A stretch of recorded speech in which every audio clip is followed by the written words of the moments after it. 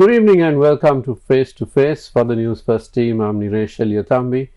One of the key strategies of the government is to digitalize Sri Lanka, something that's been delayed for a long time.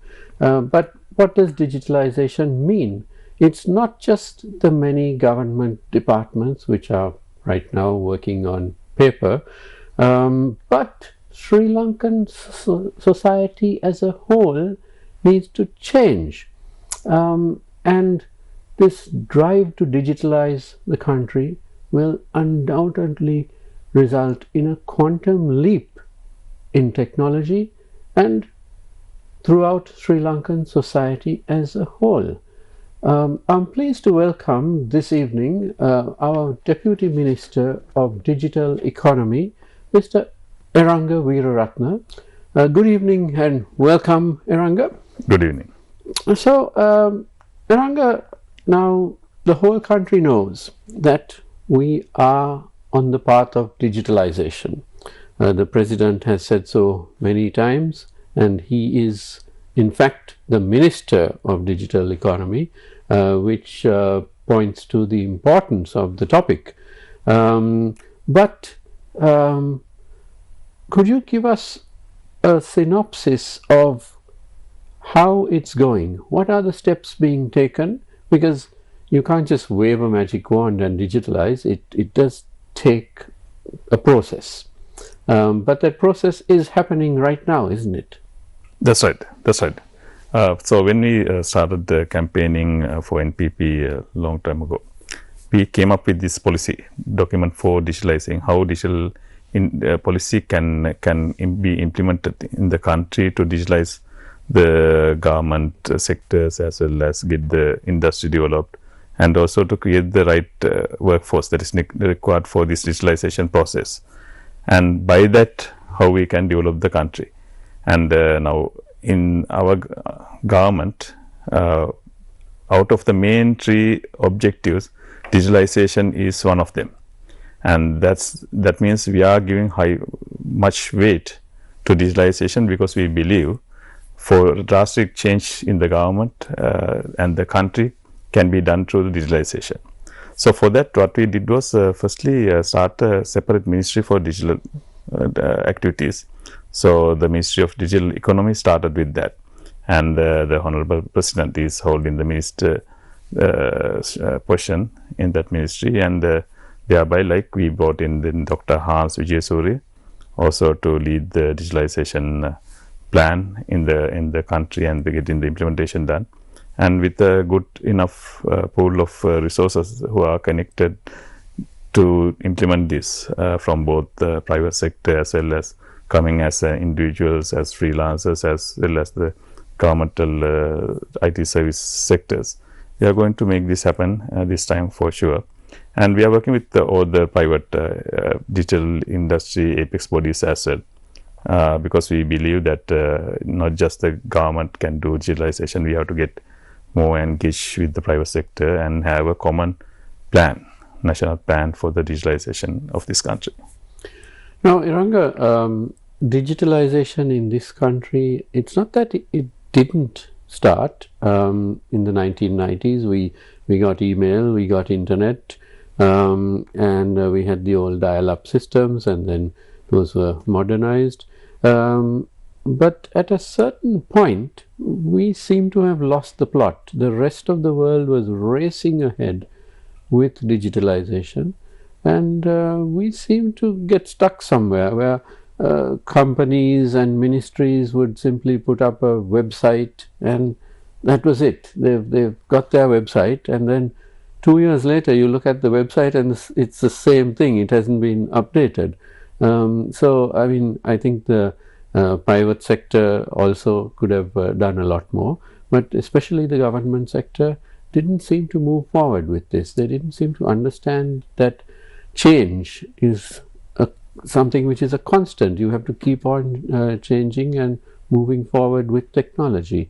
So is it a mindset problem that we have? I think we had a good start at the beginning in early 90s.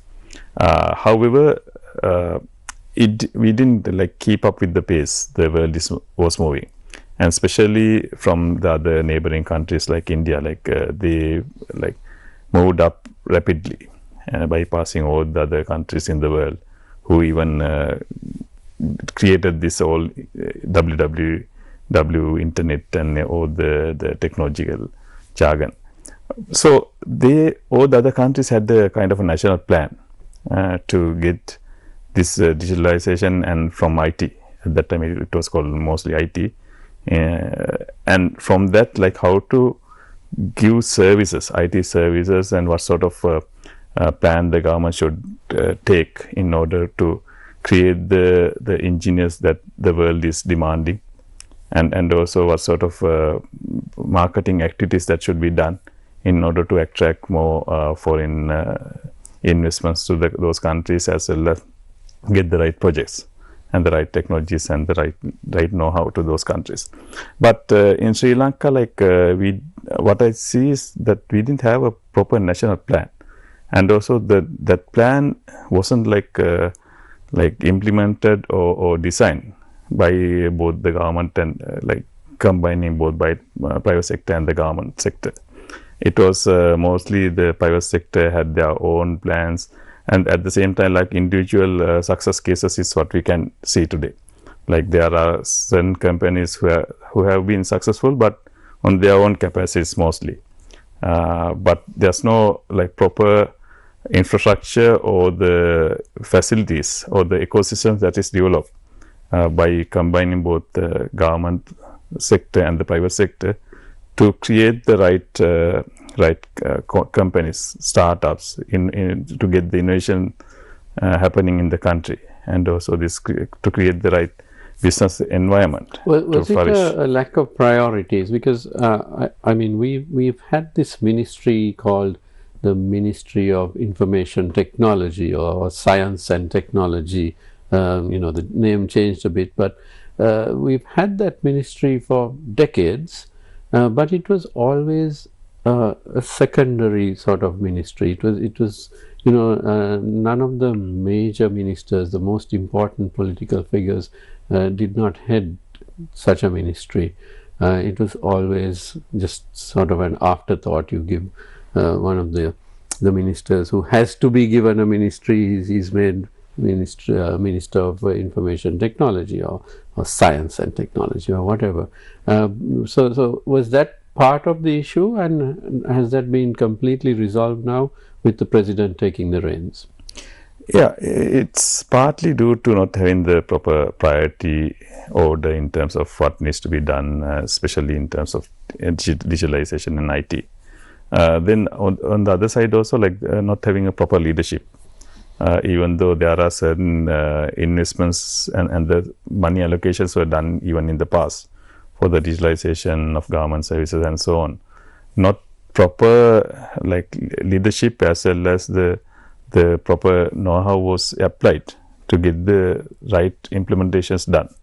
And there are a lot of systems now going as baggage with a lot of other government places, where it only adds baggage to the whole digital activities, where the proper integration is not there, then proper updates haven't happened in those systems, as well as the service that is getting delivered out of those systems are not up to the standard.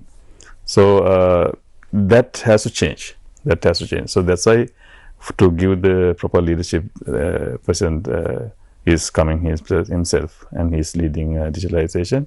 And people like Dr. Hans and others are also coming on board to implement it in a proper methodical scientific plan. Now, this is a multi-dimensional approach, isn't it? Because it's not that your ministry is going to be working on its own. It is that you have to work with every ministry and government department in the country in order to basically transform them to digital operations, isn't it? It's not simply having a website and that looks pretty and updating it once in a way. This is the main focus of interactions, of operations with the public would be digitalized. That means that payment gateways and so many things would be implemented so that the public don't necessarily have to visit a government department. Am I correct? Yeah, that's right. As you said, you're right to say, this digitalization cannot be done by a single ministry. It has to be digitalization happen in all the ministries, all the departments. So it has to be facilitated by my ministry, Digital Economy Ministry, and also it has to give the proper leadership for these other ministries and the departments to get the right systems done. At the same time, there has to be certain national level platforms, foundational platforms implemented, so that the whole digital environment in the country would be built on top of those foundational platforms. For example, digital ID or maybe national data exchange. Likewise, there are foundational blocks, and on top of that only these other elements can come from various other departments. And when implementing such systems in all these departments, it has to look at the interconnections between other governmental institutions for the data exchange and so on. So it has to happen in a more organized implementation for it to be successful, and therefore that interministerial coordination also very much needed. That's why, like in this implementation from this government, I think all the other ministers and the ministerial portfolios are in line to get this implemented under a single ministry. So this ministry, like Digital Economy Ministry, will facilitate and provide the guidance and the support that is necessary for the other ministries and the departments to like get the right guidelines in place, as well as the compliances and so on, and to provide the proper technical support to implement the right solutions at those different places. Now, what about awareness creation? Because now you have this massive cadre of state employees, over 1.5 million of them, scattered across so many, hundreds of government departments, and they're used to working with paper in a certain way, and what's the reaction from them, and how do you create that awareness that this is something which will benefit everyone, including themselves? Yeah, so one thing is about awareness. Awareness when you talk about both the government sector as well as public sector, the citizens, awareness has to happen, because there's no point of having systems unless it's been properly used. So for that, we are bringing in certain programs to create awareness with the citizens about the availability of these services and the benefits by utilizing those services. We are creating a series of campaigns on that, and also for the getting this government sector onboarded with this digitalization activity, because now as you know, like once the digitalization comes in, the efficiency will increase, the waste will go down, as well as even the corruption will have to go down. So for that, there could be certain resistance among maybe a very small segment of the government employees, but majority are still looking at the greater good of this digitalization. And with the support of those majority, we are in the process of identifying the right systems to bring in, and we are looking to like implement these systems so that we can get a better service to the public, as well as we can reduce the cost and the wastage of this environment, as well as eradicate the corruption.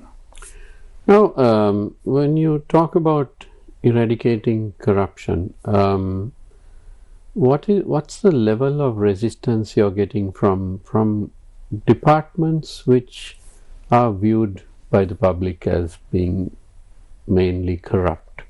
For example, customs, inland revenue, excise. I mean, there are so many departments. That is not to say that everyone there is corrupt, but generally it is acknowledged that to get something done,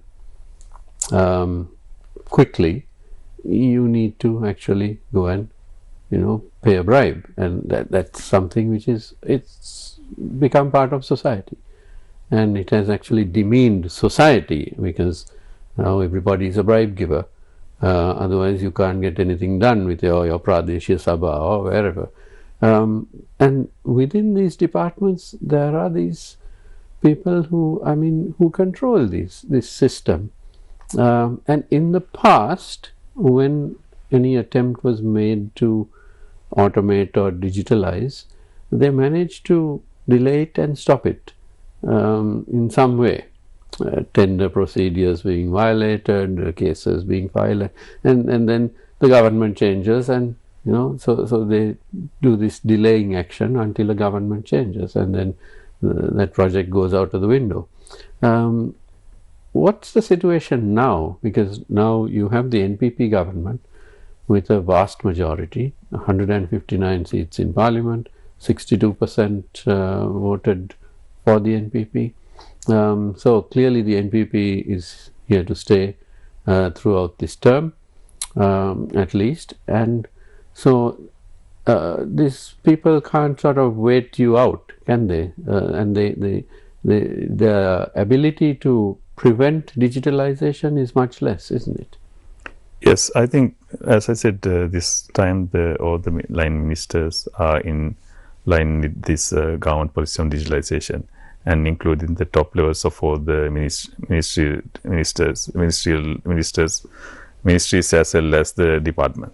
So with that also we are getting the right people into all this digital space in all these different institutions to really implement that. And with the help of my ministry, now we have a good technical staff who can actually look at and guide the project implementation path as well, and to see whether there are certain delays being done for no reason. So those sort of close monitoring will have to happen, and also after product solution implementation, the proper change management has to happen. Otherwise, otherwise only all this resistance is coming, as well as the sabotage activities are coming if the proper change management wasn't done. And now we can see in certain places the digitalization has really happened, and the departments are also working very efficiently. So that sort of proper direction, once it's given, we can get even the government officials to come on board with the digitalization.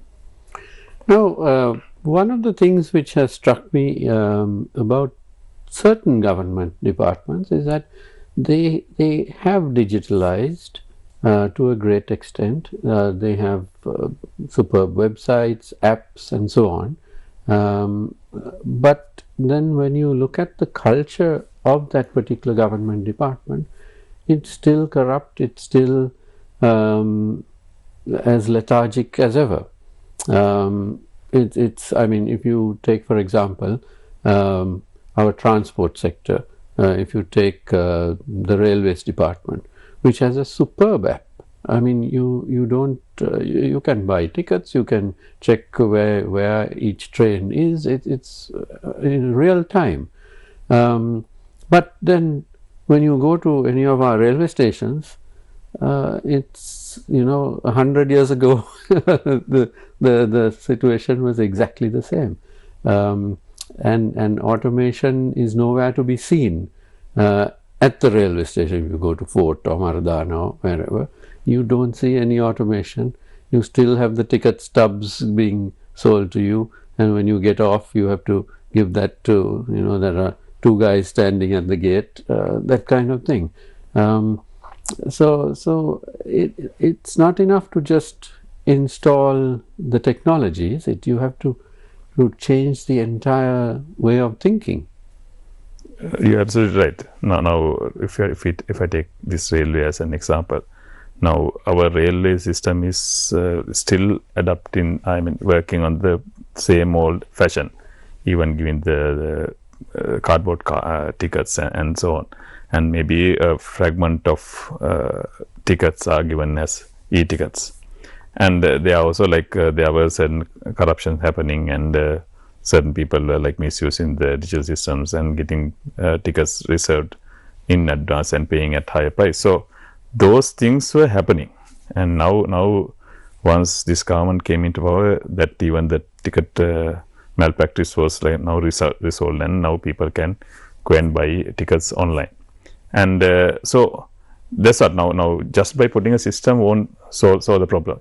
You have to keep on monitoring, and also you have to get the right corrective actions if something is not properly being used. And also you have to create the public awareness about the availability of the services, and also you have to get even the train station people properly trained on those systems that are there. Then the other thing is now we used to have very scattered systems. Now railway have one ticket systems, then the bus system another system, and therefore the public adaptation of those digital services were also not that good, because nobody go and buy a kind of a single transit card, where like in other countries you can use for train, buses, highways. There's no kind of ecosystem built here. Right. So that proper vision should come to get this into a kind of single platform, so that public would know, like for transit you have this card. Once you bought it, you can use it for any kind of transport payments, right? And also maybe for other payments as well. So we are creating that requirements. We are identifying the requirements, and we are going to bring in certain private sector investments also into those areas, and looking to do certain PPP, public-private partnerships, to implement this ecosystem, the transport modernization ecosystem in the country. And so my ministry working very closely with the Ministry of Transport in those aspects, and even now for the railway. Now one of the main problem is our platform.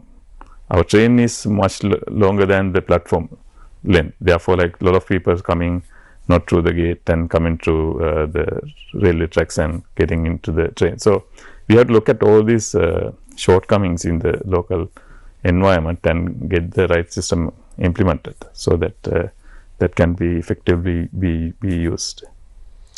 Excellent. So in the future, in the near future, will we see something like one card which will give access to multiple facilities? Because right now, as you said, you've got one card for every department, different one for each department rather. So whereas in most countries or most developed countries certainly, it's one card. You go, even if you're a Sri Lankan, you're visiting Singapore or London or wherever, you simply go to a shop and you pay, and it could be whatever, $100, $10, and then that amount is on the card, and you just simply use that for whatever facilities. Are we likely to see something like that in the near future? Yes, that's very much possible, and we are working on that.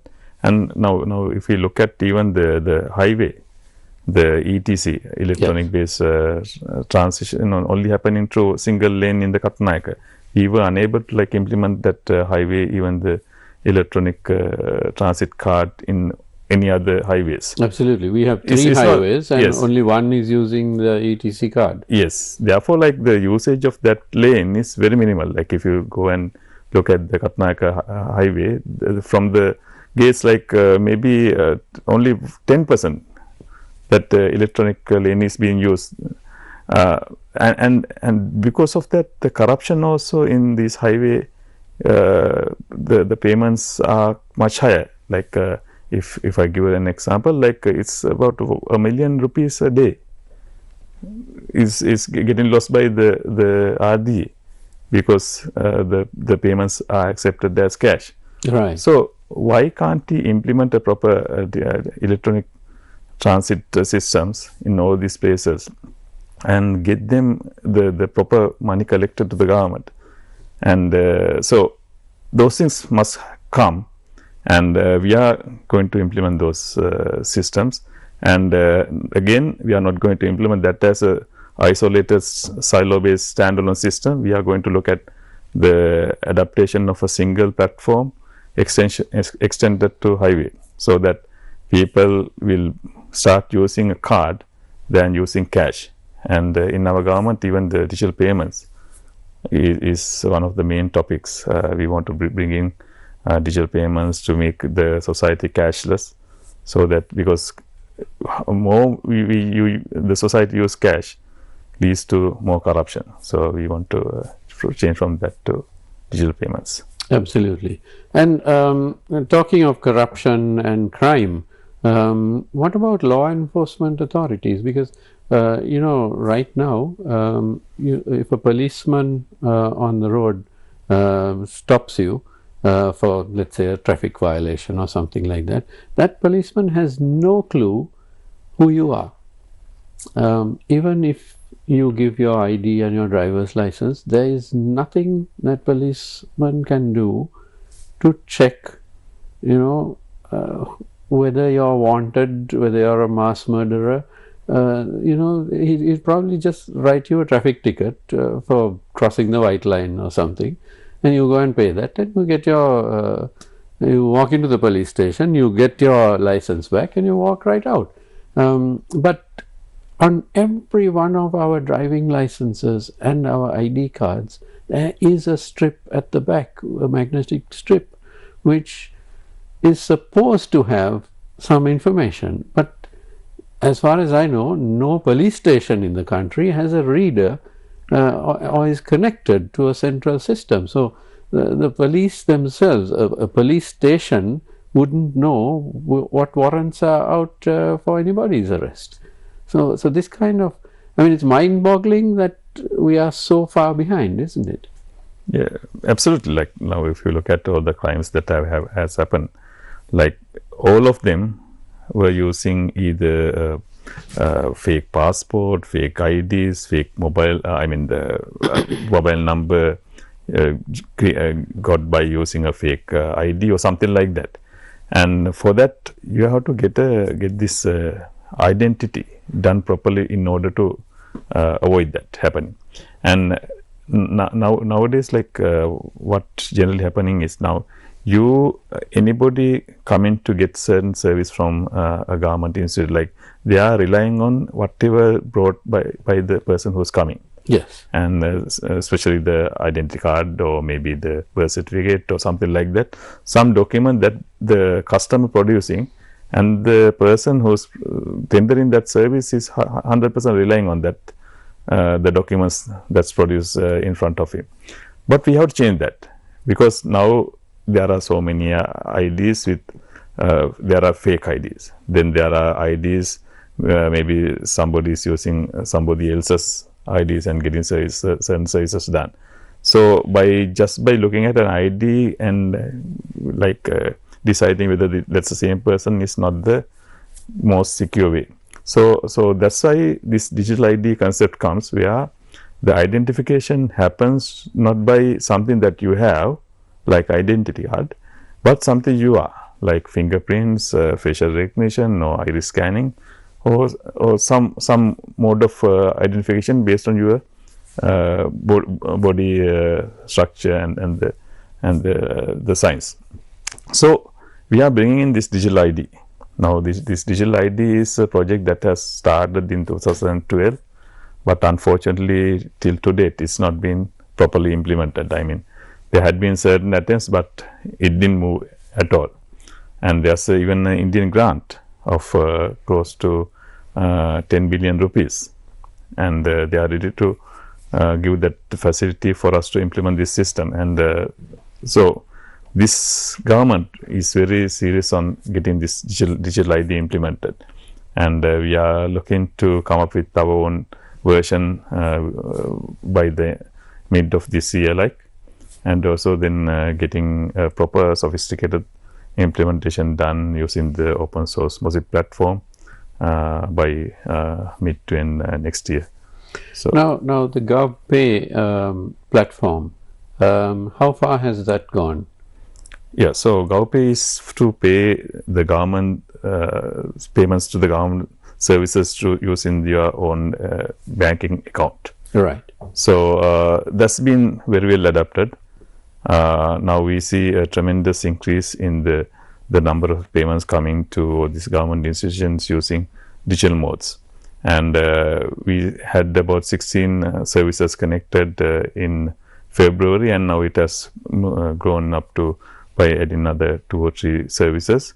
But by April, we are going to have another 30 plus services into GovPay.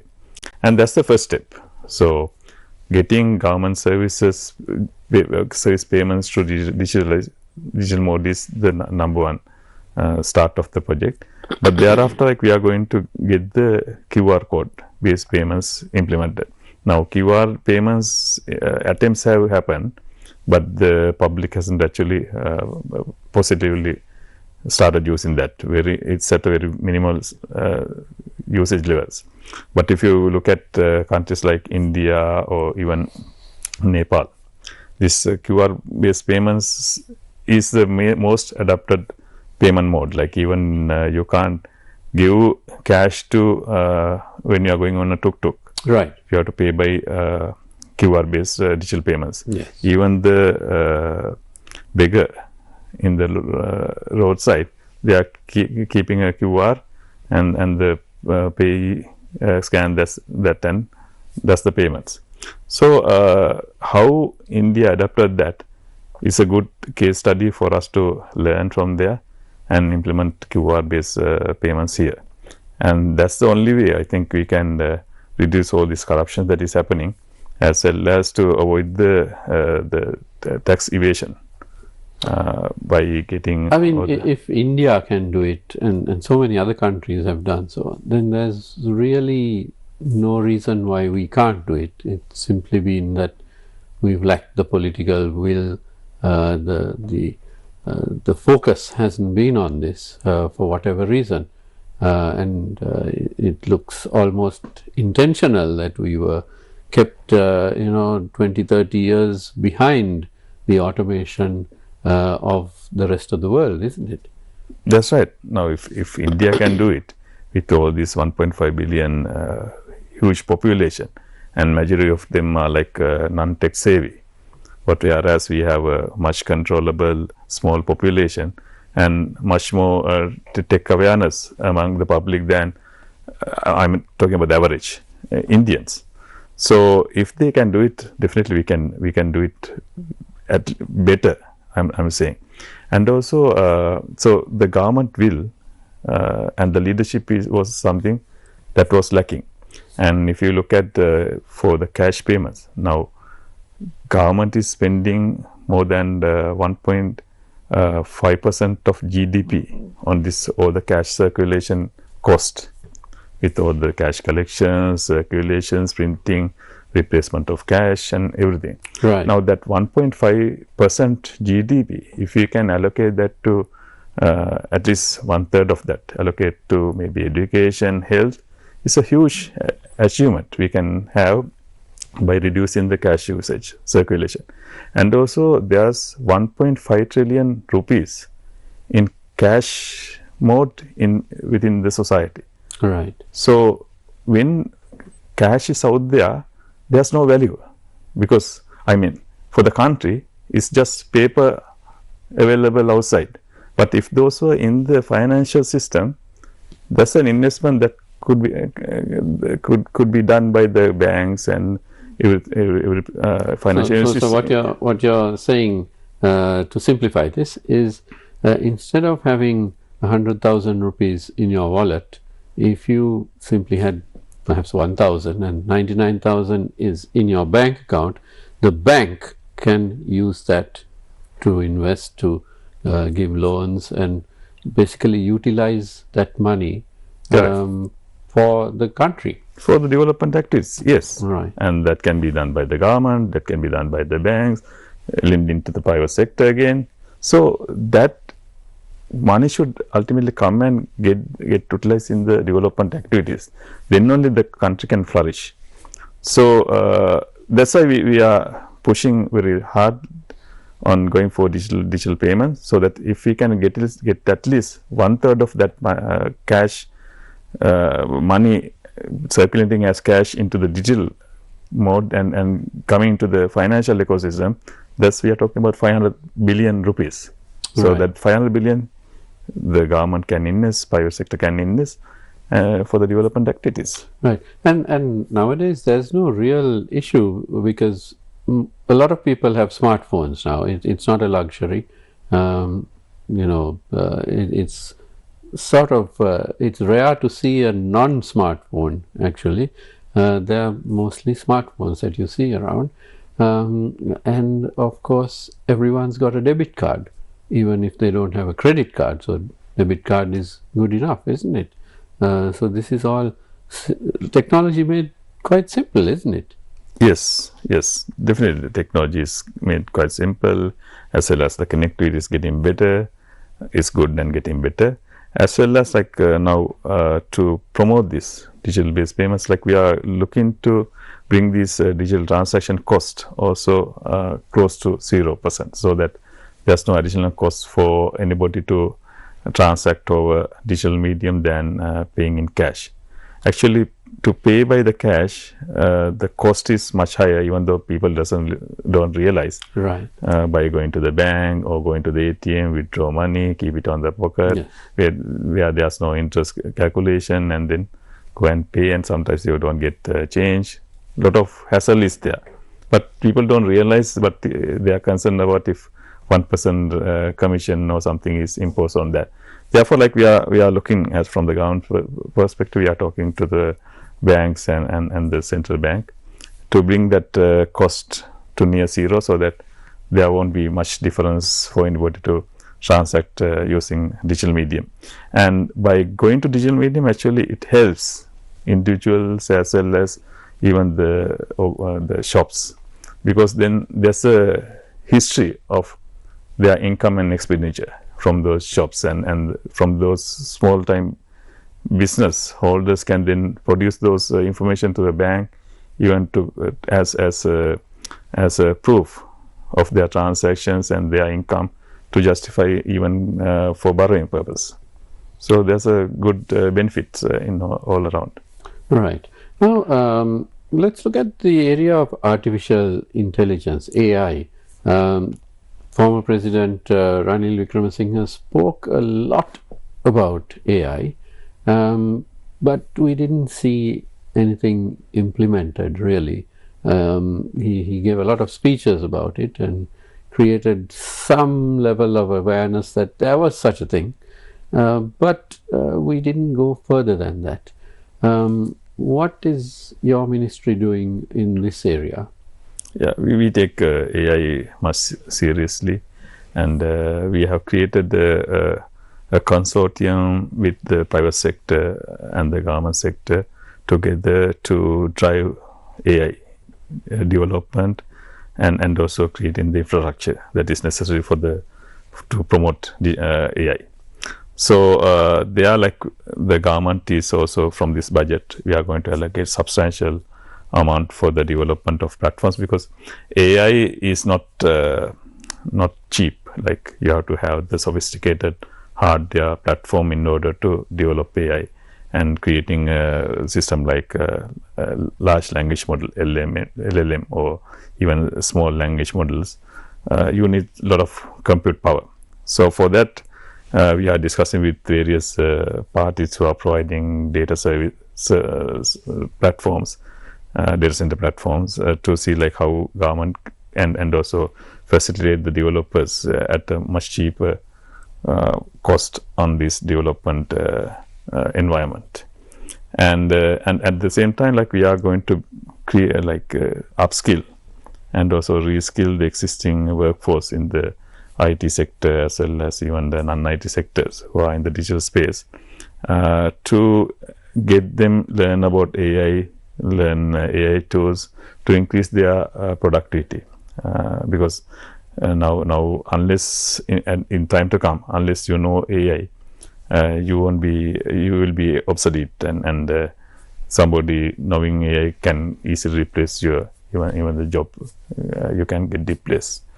Therefore, we want AI capacity building happen much rapidly, and so therefore we'll bring in even from the school level AI teaching programs, and especially the university levels to do more research on AI, as well as to practice AI applications in day-to-day activities, and utilizing those tools available for all the standard job practices.